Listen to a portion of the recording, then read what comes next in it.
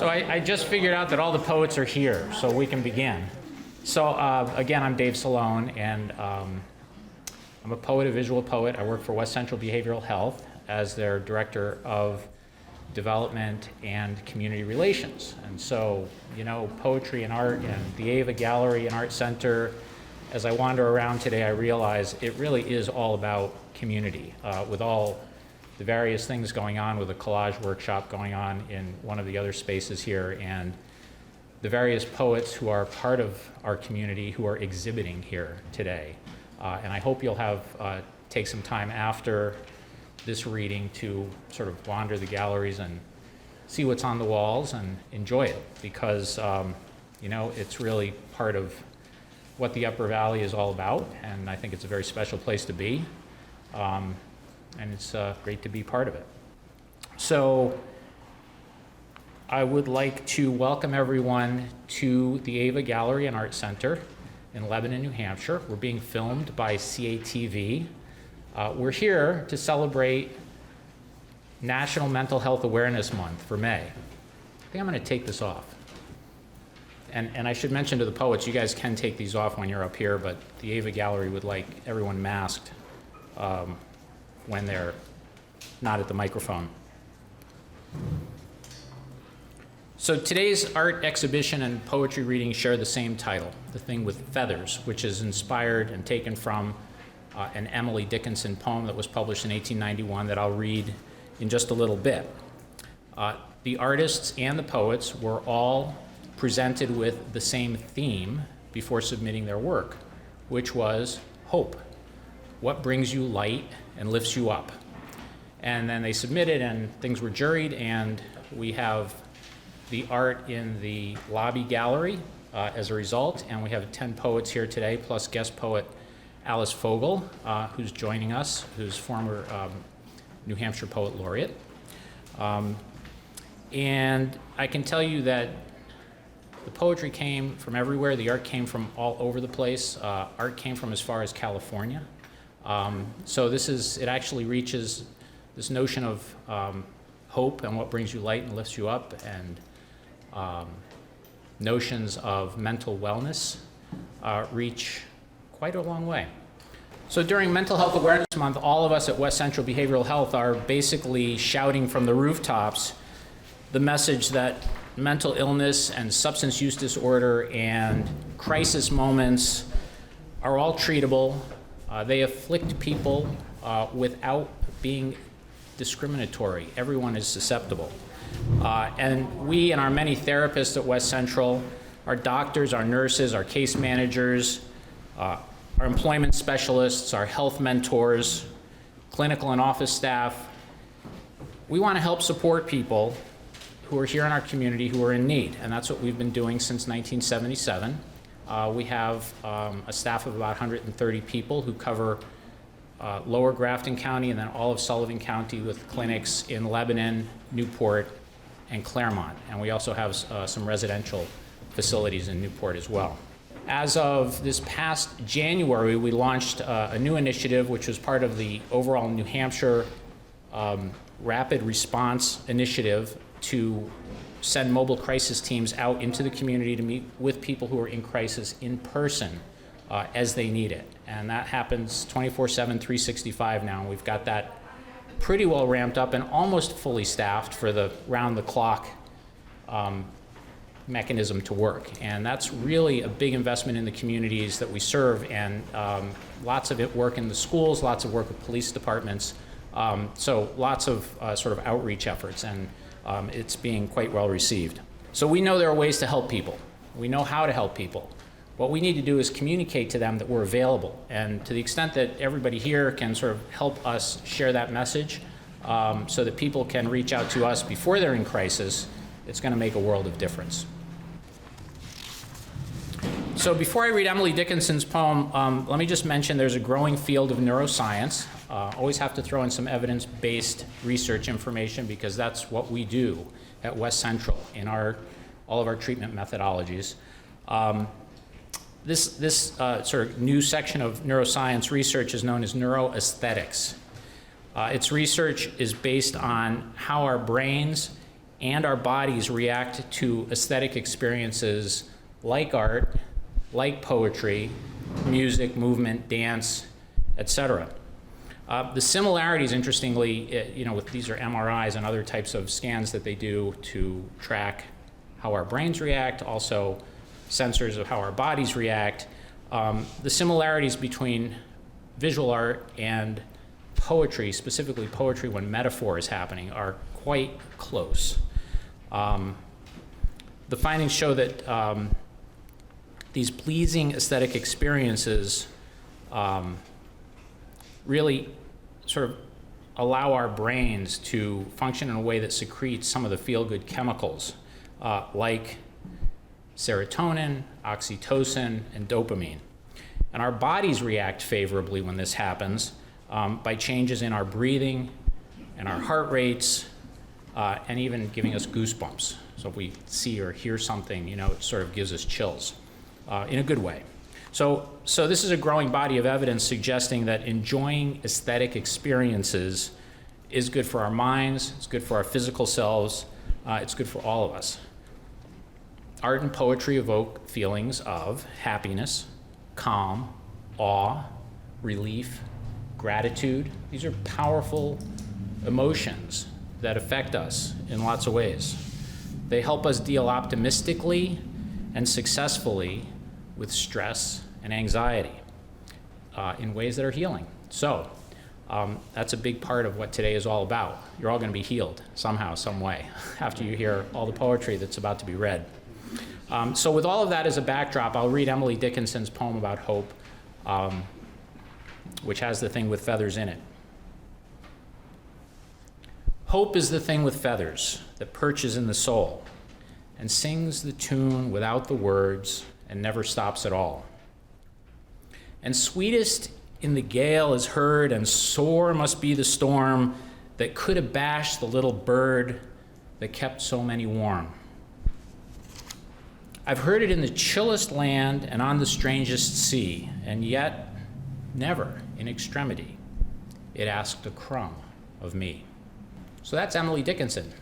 Now we have 11 poets lined up to share the stage with her. So I'd like to introduce our guest poet and first reader, Alice Fogel, who's from Walpole, New Hampshire. She's the former New Hampshire State Poet Laureate from 2014 to 2019, and one of the things that she did, among lots of things, was to implement the Youth Poet Laureate for the state. She's written several volumes of poetry and one about poetry as well, which includes how to appreciate poetry without totally getting it. Alice has been awarded the Nicholas Schaffner Award for Music and Literature and the New Hampshire Literary Award in poetry. She's been awarded a fellowship from the National Endowment for the Arts, and she currently works one-on-one with students with learning differences at Landmark College in Putney, Vermont. She also likes to get out and hike pretty often, from what I understand. And she tells me, and I ask all the poets this one question, and I'll as I introduce them in turn, I'll let you know what they said. I asked why they write poetry. Alice said, she writes poetry to play with the visceral, oral, primal, imagistic, rhythmic, emotive, structural, elastic, associative, effervescent tools of human language. So, it's a mouthful. Alice, thank you for coming, and please join me in welcoming Alice Fogel.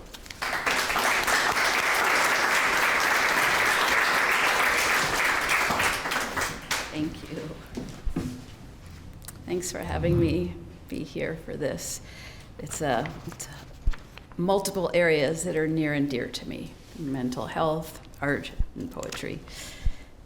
So I have a few things I want to read at first, just to introduce my thoughts to you. In T.H. White's book, The Once and Future King, Merlin the magician tells Wart, who is King Arthur before he's King Arthur, that the cure for sadness is to learn something. Because when we learn something, we're engaged, we're connected, you kind of forget yourself in the best sense of that phrase. And that's a kind of an attention that's like love, which is what Simone Weil said. She said that really paying attention to something is a form of love for the world around us, for nature, for others, for art. And what's interesting is that when we do that, we tend to like ourselves better as well, and we also feel more hopeful. I know that when someone's suffering from mental illness, they can't always find that place to turn their attention to. I'm lucky to not be like that most of the time, except under, maybe temporary challenging circumstances.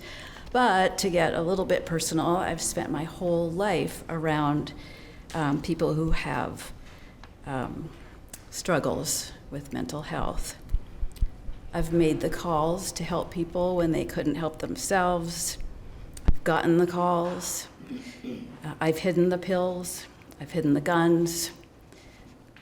My father, who was a first-generation American, lost most of his relatives in World War II.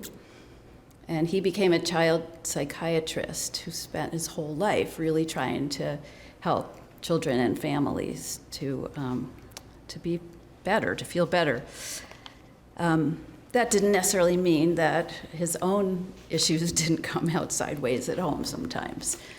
My mother and my sister, lifelong depression. My ex-husband's personality changed over time, sometimes suddenly, sometimes gradually, because of unacknowledged mental illness and untreated. And my daughter has had to work twice as hard as her brothers to get where she's gotten because of her neuropsychological differences. And as Dave said, I work at Landmark College with students who have neurodiversity.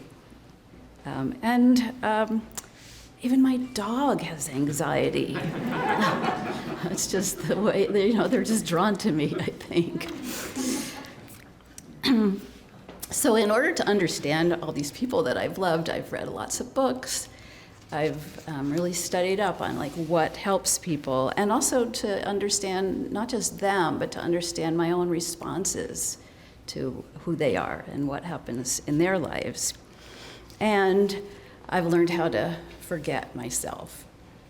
Although maybe saying learned is a little bit too intentional, it's more like I just need to. I need to have those times when I forget myself and find hope and connection.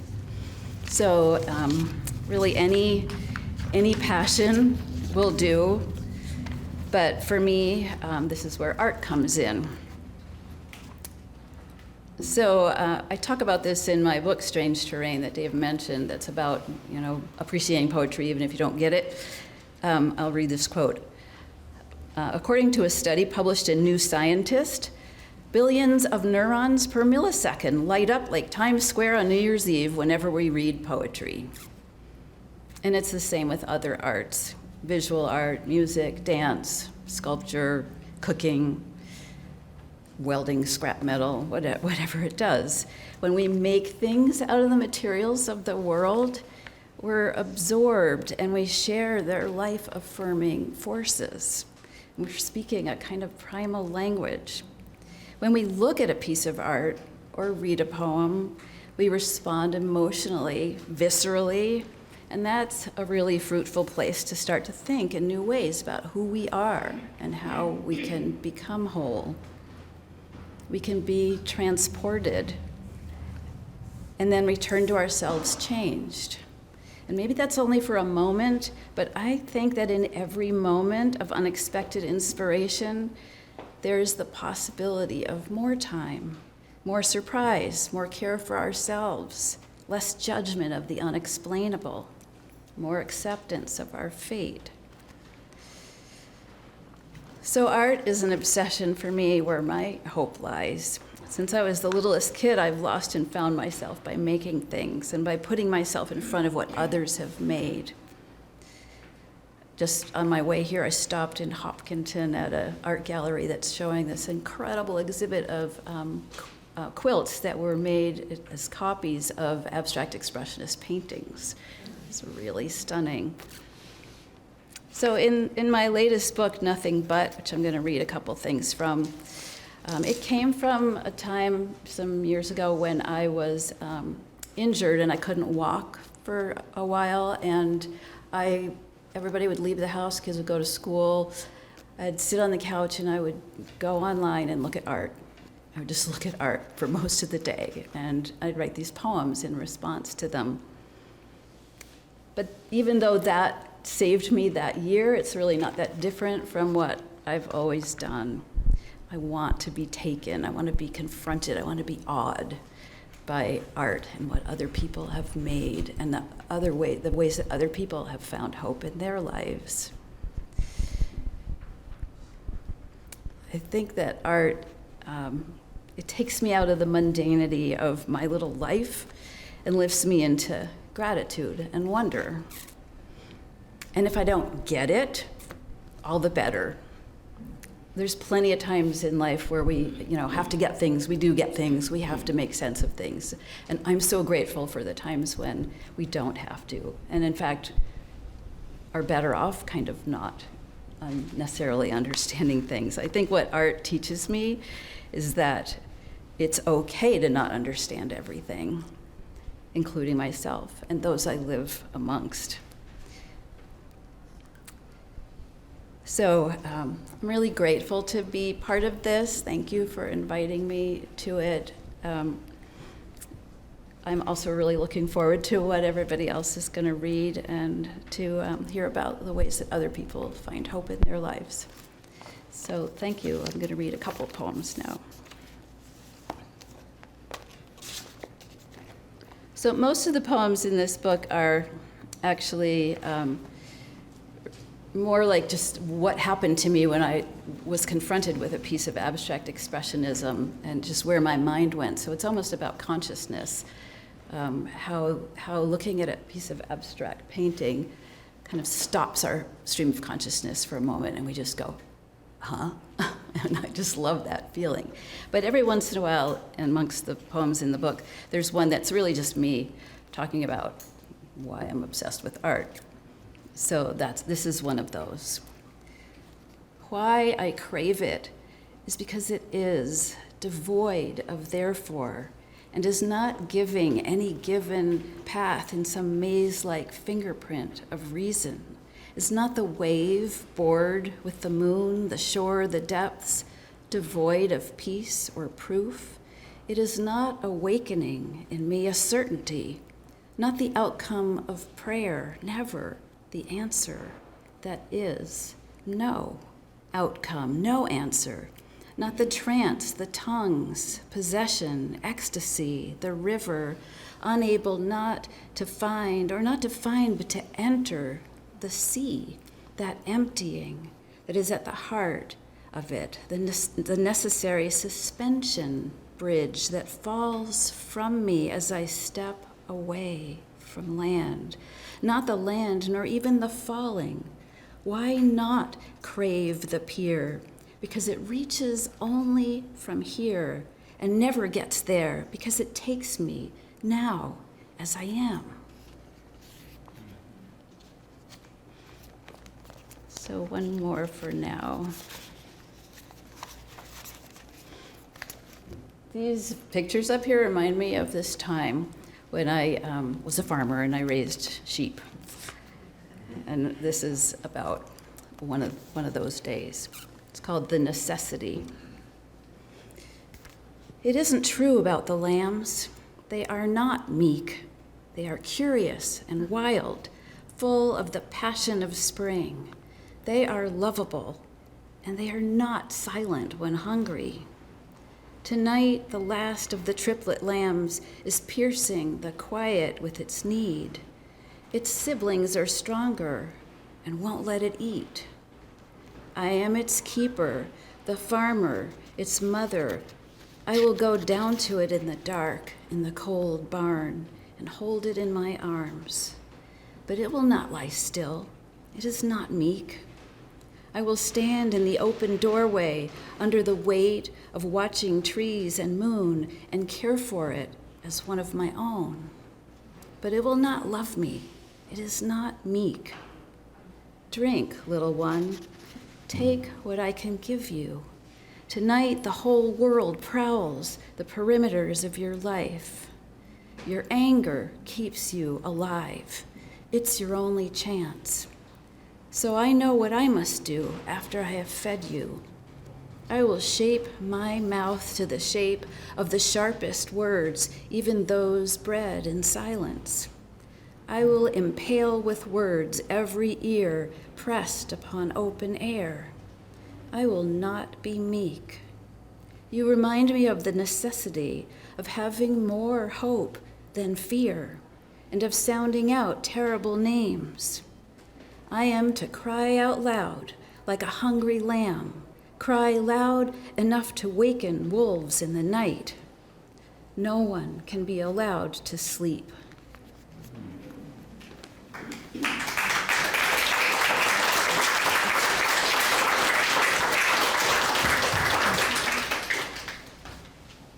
Thank you, Alice. Beautiful. And thank you for your candor with your life experiences and sharing how art inspires your poetry, which becomes art. It's this beautiful, virtuous circle. Okay, well, now we get 10 community poets. In addition to Alice, who will read a couple more poems at the end, but I'd next like to introduce Pam Ahlen, who's from Barnard, Vermont. And in response to my question about why she writes poetry, Pam said, "I love being alone in solitude, where I can break and enter meaning and taste the sweet salt tang of words that bite." Pam, thank you. Please. So when I got ready to come here today, I took out these orange earrings and I realized I haven't worn those in 2 years. I haven't been anywhere in 2 years. So this is kind of like, this is amazing. I'm going to put a little bit lower. Great, thank you. A few years ago, and it was around this time of year, it was like May the 9th or whatever, I was driving home on Route 12 to home in Barnard, and there was the most extraordinary sunset. It had rained before, and it was just glorious. It was one of those sunsets when you know you're alive and you're a part of something. And that's the poem that I submitted. It's called Zen Drive Home. An apricot, blood orange sky, clouds having dumped buckets onto dandelions, eclipsed in haze like some finger painting fantasy. Even the geese trombone praise and raucous gratitude, sunset more hallelujah than a Turner painting. And as above, so below, 9 deer nibble the field, the postcard day going on with its quiet work into night, I into mine, recalling a childhood spring, how we swung topsy-turvy up in the air and down, vanishing wordless into Xanadu, yoked to a forever sky. Thank you.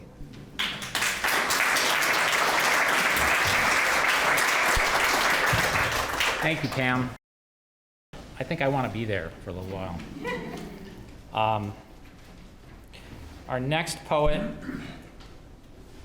I've known for a little while. We were in an MFA program together once upon a time at Vermont College of Fine Arts. He's from Woodstock, Vermont, Partridge Boswell.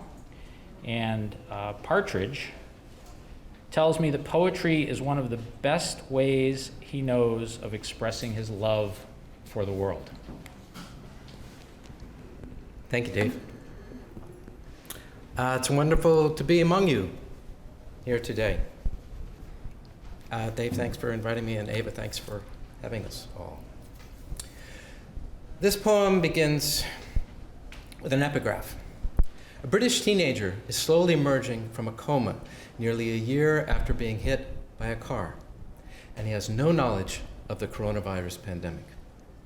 Reuters, February 2021. Aphasia.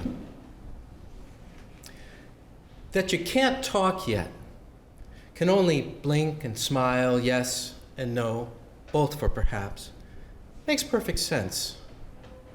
You'll find words later, or not, to correct journalists' and historians' attempts. For now, what can be said?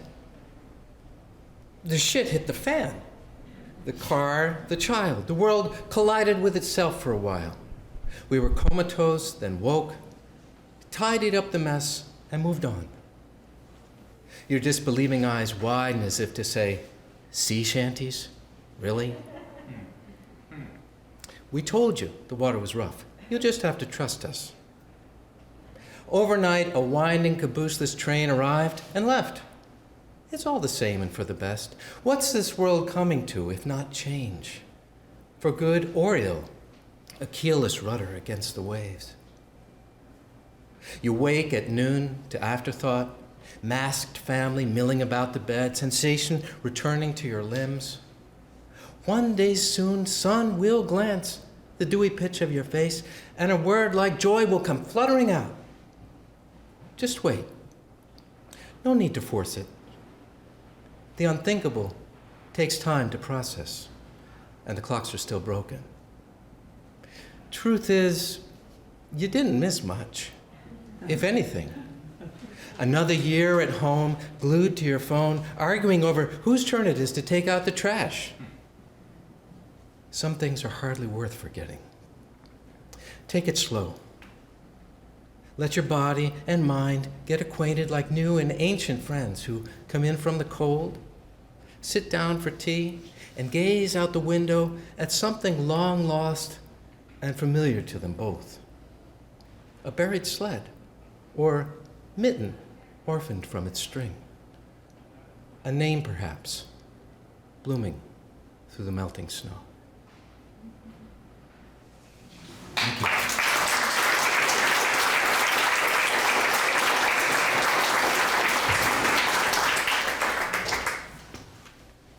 Thank you, Partridge, for aphasia and your performative poetry. If you ever get a chance to hear Partridge read poetry, sing poetry with music, it's an experience and a wonderful one. Our next community poet is from Castleton, Vermont, Debby Franzoni, who said, in response to my question, I began writing poetry when I retired 13 years ago and found that rather than running by, I had time to be stopped by a moment, sometimes long enough to open it up. Well, thank you. It's wonderful to be here and see so many people that we did move from here to Castleton, so it's just fun to be back. And this is an amazing event. My poem is called Dawning. I do live, by the way, in a very remote place. In the winter, there's no one else but me. And an indoor cat I call a feral cat, an indoor feral cat because I never see it. Dawning. Everything is wrapped in a milky mist, so I cannot see the pole that stands at the side of the road, or its heavy wires suspended that bear the weight of alone.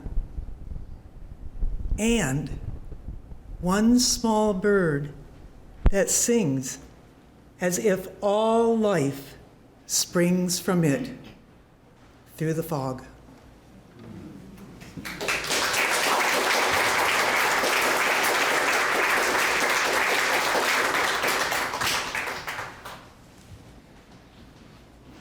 Appreciate it.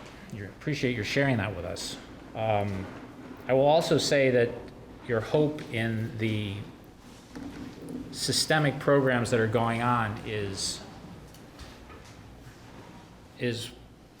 a good thing because it's happening. And in fact, we've been with West Central Behavioral Health. We've partnered with the Lebanon Police Force as part of the mobile crisis response teams. You may know this. You're nodding your head, but for everyone else, we've spent a lot of time with PDs and in schools throughout Lower Grafton County and Sullivan County to really help people realize that by calling the toll-free number for the New Hampshire Rapid Response Crisis Hotline, it gets them to a trained clinician who can talk to them, who can listen, who can help them understand what's going on in their heads or with their bodies at the time, and then connect with one of our clinical teams, mobile crisis response teams, to visit with them in person and help them. And some of the statistics that I'm privy to suggest that, and one of the things that we talk about is ER diversion rates, which is diverting people from having to go to an emergency room and instead be part of a community mental health treatment program. And the diversion rates are north of 85% since we've implemented the mobile crisis response team. So it really makes a big difference. The point is, when you go to an emergency room, you never know what's going to happen. It's not necessarily going to be the best path. And if people can be treated in the community by therapy, with a crisis response team, with people who care, it really makes all the difference. So I could go on. I won't go on. But it's powerful. I'd next like to introduce poet Marjorie Moorhead from Lebanon, New Hampshire, who has told me, quote, "I write poetry attempting to understand the world and my place in it as it unfolds and moves around us, and to be in community with others who've chosen to engage in the creative process." Marjorie. Thank you. Wow, now I can see all these people. It's wonderful. Thank you. I'm so happy to be part of being here with you all. I have a pretty short poem that was written in January of 2021 called Another Chickadee Poem. All pandemic long, I've been watching chickadees, observing their swooping flight to the feeder from scraggly branches, always taking turns, no collisions, no fights. Swoop in, take a seed, swoop out. I could watch them all day, like flame of a campfire, or a baby in a crib looking up with sparkling eyes, existing in some joyful world where knowledge of hateful things hasn't entered. That shining pool of innocence, that the irises like doors to infinity, inviting you back in.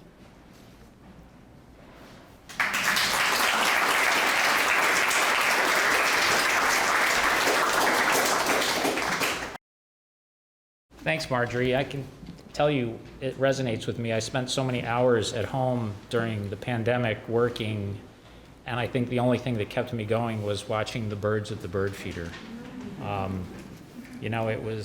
And it's really cool to watch how they sort of interact with one another. They're very nice to each other. It's amazing. There's hope for the human race if we all watch birds, I guess. I don't know.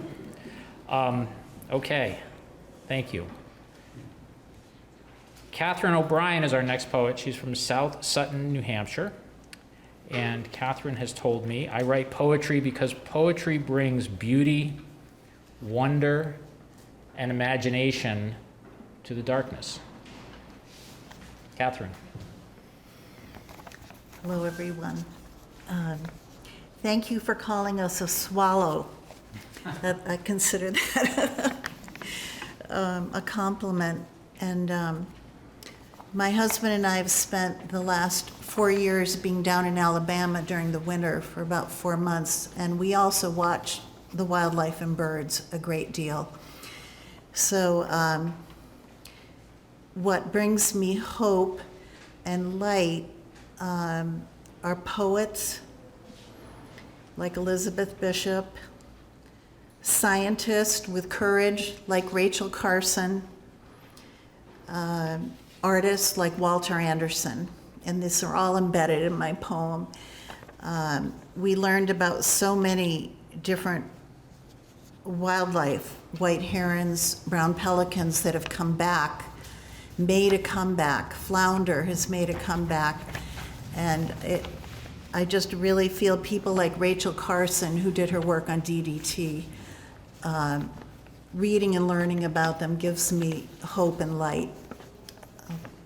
So this is In My Pelican Dream for Isabel Garza Walker. I have an epigraph. It is approaching the magic hour before sunset when all things are related. It's by Walter Anderson. He's an artist who painted nature and patterns in nature from Ocean Springs, Mississippi, and he struggled with mental illness through most of his life.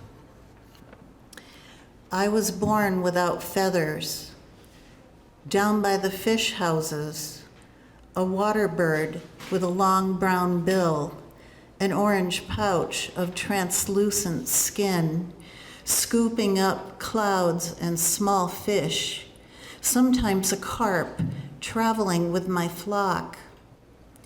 I could glide long distances along the coast of my imagination.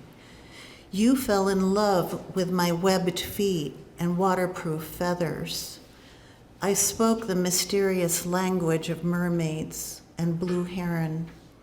My favorite foods, anchovies, frogs, and snakes. When I arch back my head, way back to swallow, the fish river light comes through me. How I love to stretch out 8 feet of wing over the Tensaw Delta swamps. Humans called me ungainly.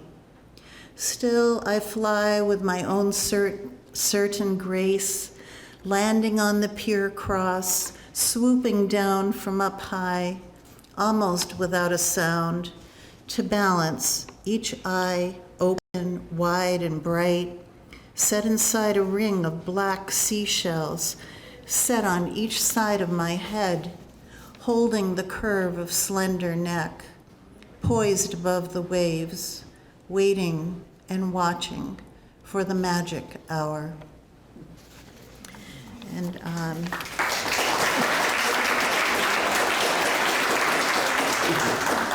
I also wanted to thank Literary Arts North for publishing that poem. And it's part of what they call a seed constellation poem, where you take a line or two from another poem. So the opening line I wanted to credit, Down by the Fish Houses, is from an Elizabeth Bishop poem. So thank you very much. This is wonderful. Thank you. Thanks, Catherine. Thank you, Catherine. I think I'm going to think about us as swallows scooping up clouds from this point forward. But yeah, I think the aesthetic experiences that we have when out in nature, you know, again, as I listen, it gets me. I think there's something happening up here and through my body as I listen to you read, and it's wonderful. Let me next introduce Judith Taylor. Cole, I forgot Cole. I'll get to you. You're coming back, Cole. We're coming back to you. Judith Taylor from Woodstock, Vermont, who tells me that writing poetry is a full body experience registered by all my senses. At times, it can feel like dancing. Thanks, Judith. Close, but no. The business of a boy 19, a man, is not his mother's, no. Her job is to create a here to return to if and when her trust and his will find the way. For now, each lives there, he in his and she in hers, though sometimes on the stairs she hears him murmur, but dares not ask, "What? Have I missed something?" His hum, a fine wire fence posted, "Keep out." marks a border she is bound to honor. So they manage, do okay and better than okay when he gets work at the old smoke shop, a place to stop in, buy mints and gum and lottery tickets, say hey, and admire the fragrant boxes, their ornate locks, their ornate labels, gilt hinges, tiny locks. Manning the register, stocking shelves and sweeping up, he grows calm. Locking up, he comes home late, mornings sleeps late and leaves for work.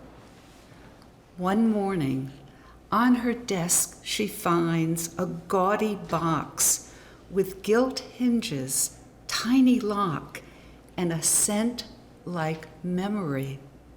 Startled, she says nothing and fills the box with magic markers.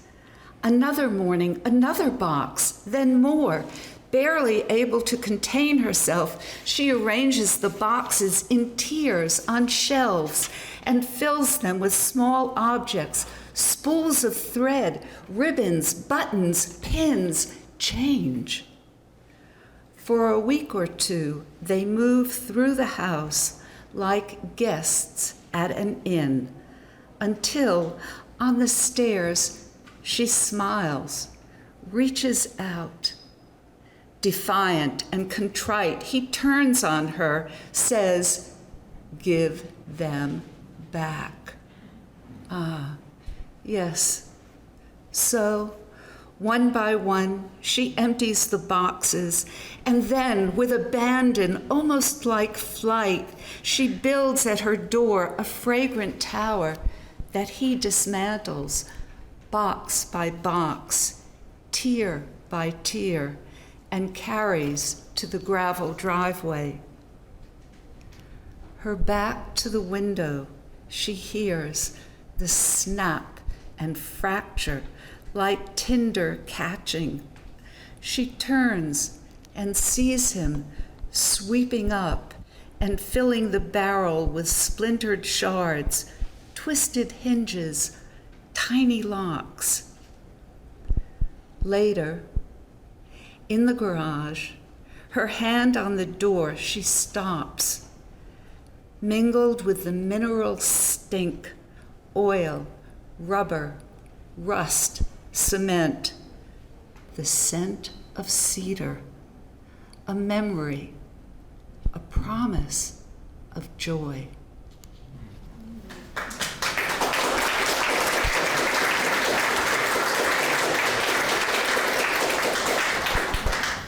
Thank you, Judith. You gave me goosebumps. It's for real. Our next poet is from Norwich, Betsy Vickers. Betsy's always very direct. When I asked her why she writes poetry, she gave me an initial response and then a secondary response. The initial response was, "Because I can't not write it!" Exclamation point. And then came back and said, "And because I'm drawn to its spontaneous and crafted qualities, which combine the inspirational and welling up with intellectual, disciplined, considered puzzle solving." Betsy. So I had trouble digging out a poem that I thought ended with hope. And then, well, all of us have been struggling for a while. And then I decided this really was about hope. So my next birthday, I'll be 80. And this just seems astonishing to me. And I don't want to dwell on the negative aspects of that. I certainly feel less than 80. But this poem is called Aging. Aging has its way of narrowing connections, winnowing those you've known, loved, made love with, those you traveled and discovered with, those you ate with again and again, talked books and ideas with, sent reams of letters back and forth. Prunes out once close friends when their own dwindling lives draw them away. Family laces through.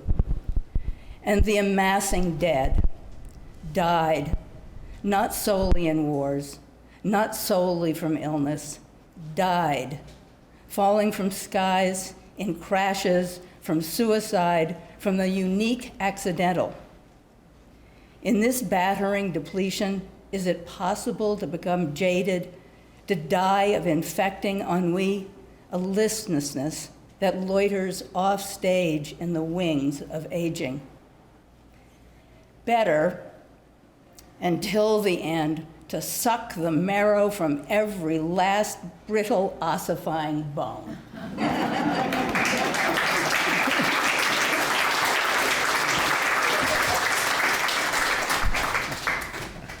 Thank you, Betsy. I want to be here at your age reading poetry like that.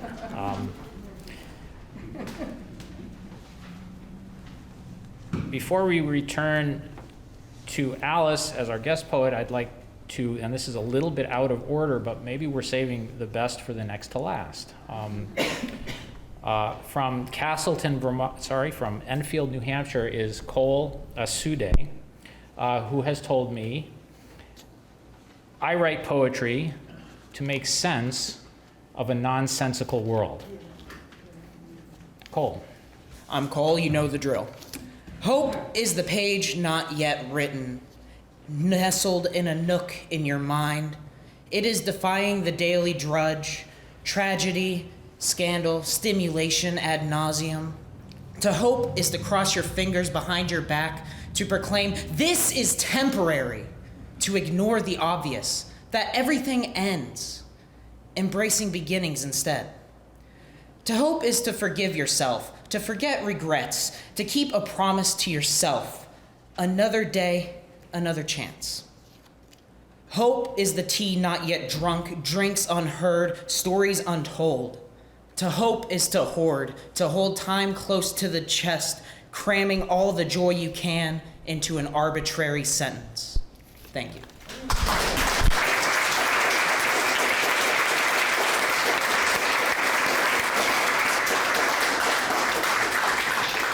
Thank you very much, Cole, for coming today and sharing that with us. I think let's all continue to hoard hope as we hear and savor two more poems from our guest poet, Alice Fogel. Alice. This has just been awesome, listening to all this.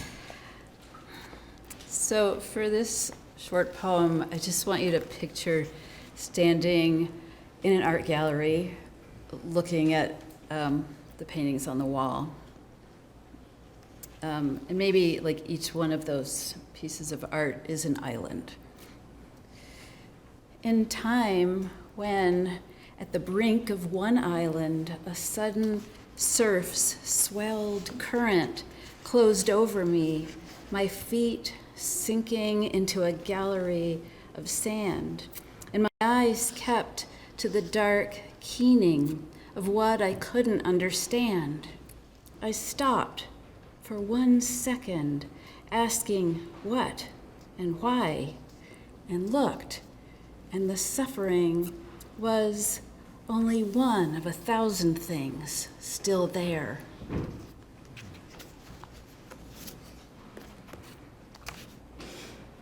When Dave asked me to pick out some possible poems to read that have hope in them, I realized that I write a lot of poems about hope, but most of them aren't actually hopeful.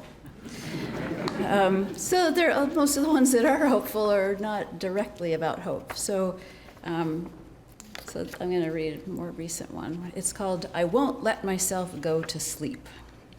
Somebody asked me why I stay up so late, and I said, well, I don't really know. Let me figure it out. So I wrote this. I won't let myself go to sleep because it's the slowest way I know of staying alive, this not going to sleep and not going to sleep, this timeless space between days. So little happens, so constantly here. And after the day, after one thing, after another, the night magnified, and all still, small, because this not sleeping is being, adrift, a floating in silence on the sleek lake, a turning between the boulders piled with pines and bright leaves sinking through air onto the water, and behind the eyes where shores are far in the distance, there is no counted hour, and minutes are flicked waves that shade to blue-black as the moon feathers low over the bow. Because I can't stop listening for the sound of a mountain I can sense hovering from the darkness, the river, the rain, and answer someone's joy because I'm here. I'm awake and awhir with expectation because I don't want to miss more love or more loneliness or the voices that shed their deaths between the islands of dreams. Because not sleeping and still not sleeping soaks my skull soft till its listening is the same as bones, as waiting and not waiting, because sleep's a loon that hasn't risen yet. It is late and it's early, and I'm alive in the space I fill with the boat of my body, immersed hour after unstruck hour in not going to sleep, the shape of the dark fitting close against the hull, perfectly holding the outline of me, a light still on inside, because I want to hear it when the world touches my door with both its wet palms and leans with all its weight into the room. Welcome, I will say, welcome. I am not asleep.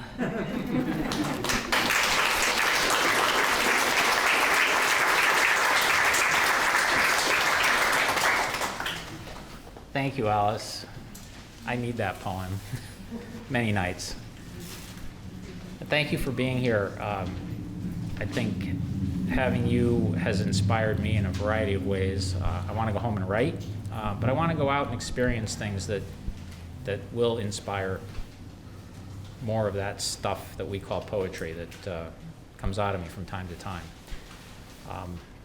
Before we move on to drinks and snacks and art and enjoying more of the aesthetic experiences that surround us, I want to turn to Sherry Boraz, who's the executive director of AVA. Sherry holds a BFA from the School of Art Institute of Chicago, and I've known her for a number of years, have enjoyed her art. She's a fiber artist. She paints with very detailed embroidery. And I've learned she's influenced by Jungian symbolism and iconography found in ancient and biblical cultures. And oh, by the way, she's also a manager and a fundraiser and someone who can help organizations grow and thrive. And that's why she's here at AVA, but also I suspect it's for the love of art. As of this past November, Sherry became the executive director at AVA, so I'd say still new. Still figuring things out, I think in a good way.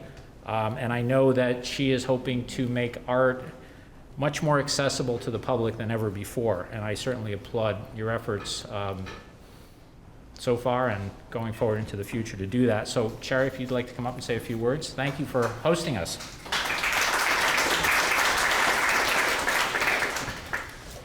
Thank you. Thank you for coming here, and thank you, Dave. I've had to improvise since my printer and the borrowed printer and computer that I used would not print up my speech.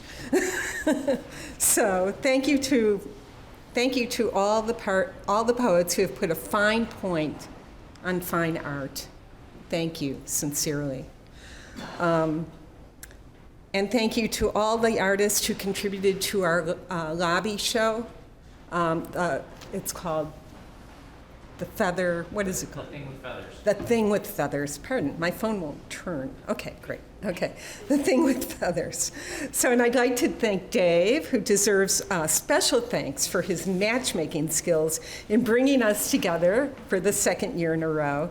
And to our sponsors who were already mentioned but always deserve, they just are the heart and soul that helps us function, all of the nonprofits, several nonprofits in the area.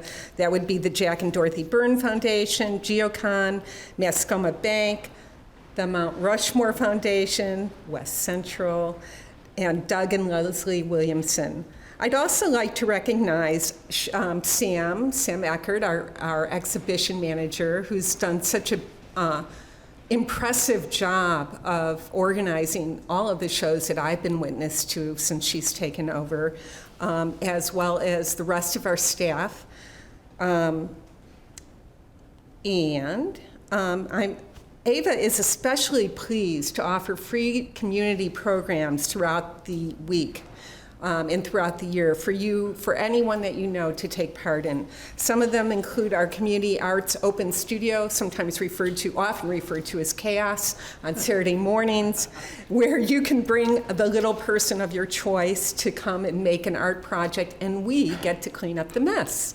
So that's one of our free programs. We also have Outreach, which we developed during the pandemic. And on Friday mornings, you can watch and learn from the comfort of your monitor, be it at home or at work, as a professional artist demonstrates their techniques. We also offer senior art on Thursday mornings for senior citizens, or our elders, and Fiber Arts Open Studio every Tuesday morning. And those are just a few of the things that we offer routinely. As AVA approaches our 50th anniversary in 2023, I hope that you will help celebrate with us throughout the year. Now, I have a special request for you.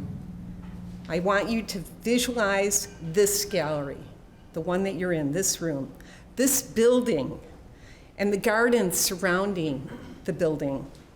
I want you to visualize this place as your refuge. This is where you can come anytime, Tuesday through Saturday from 11 to 5, to just be here with yourself or to meet someone just to sit and talk. I hope that you will take advantage of it, and I want you to know that AVA belongs to you, and it wouldn't be here if it weren't for you. So thank you. Thank you for being here.